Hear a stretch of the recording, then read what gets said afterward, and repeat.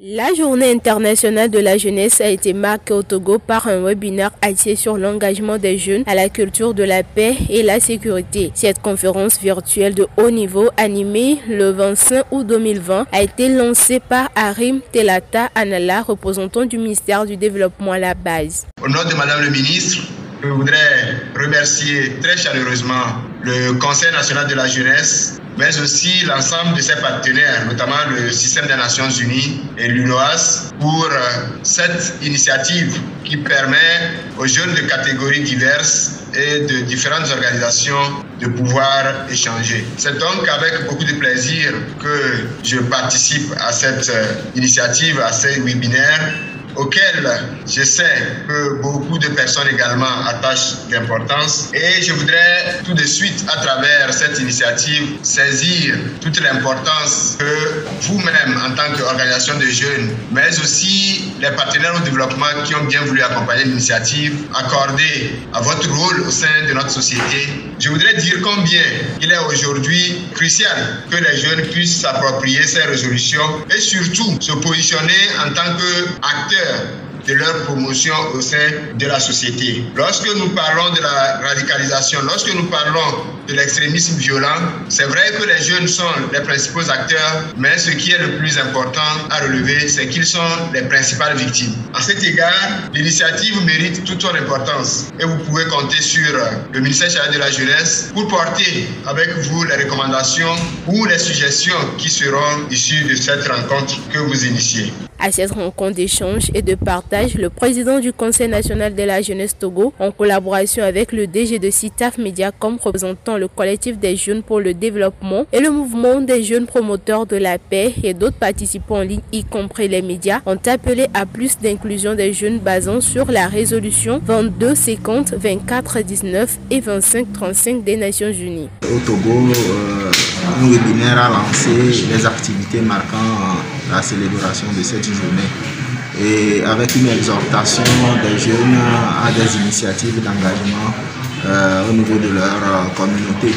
Mais nous avons trouvé qu'il faut mettre l'accent sur la contribution des jeunes au processus de paix, à la prévention des conflits et à la consolidation de la paix.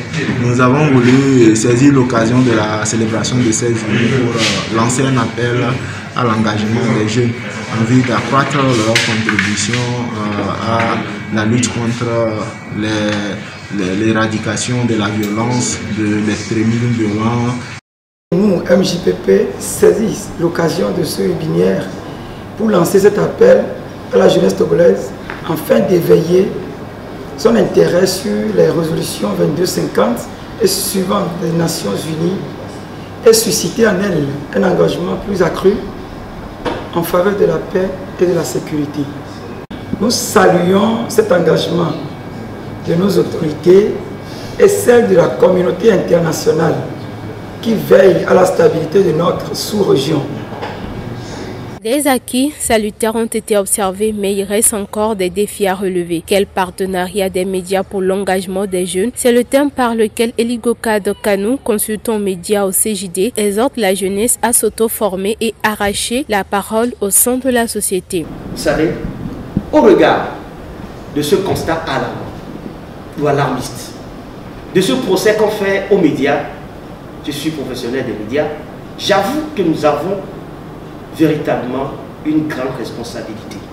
Mais cette responsabilité, comme je le disais tantôt, ne peut pas aller au bout ou ne peut pas être effective sans l'accompagnement du public. C'est pourquoi, en demandant un partenariat des médias et de la jeunesse dans son engagement pour la protection ou le maintien de la paix et la sécurité, il est important qu'aujourd'hui, on se pose la question de savoir, peut-on donc comment les jeunes peuvent-ils cultiver la paix lorsqu'elles sont abreuvées des rumeurs alarmantes aux conséquences ravageuses et destructives? C'est là où se résume la question. Aujourd'hui, avec les nouveaux médias, les médias classiques et les nouveaux médias sont beaucoup plus victimes de rumeurs. Et ce qui est triste, nous constatons malheureusement que des étudiants, qu'ils soient en droit, sciences politiques ou dans diverses options universitaires, nous n'arrivons pas, les jeunes n'arrivent pas, je suis jeune également, les jeunes n'arrivent pas à se donner cet exercice difficile de savoir si telle information est vraie ou pas. Quand nous retournons un peu sur les réseaux sociaux, aujourd'hui, les nouveaux médias, comme on les appelle communément, qu'est-ce que nous constatons? C'est des discours de haine, des discours d'appel à des mobilisations violentes, des mobilisations qui défient l'État. C'est ces discours qu'on retrouve. C'est pourquoi on note que depuis un certain moment, l'expression qui est sortie, c'est qu'on puisse aujourd'hui amener les jeunes à ce qu'on appelle l'éducation aux médias et à l'information. Cela voudrait dire quoi?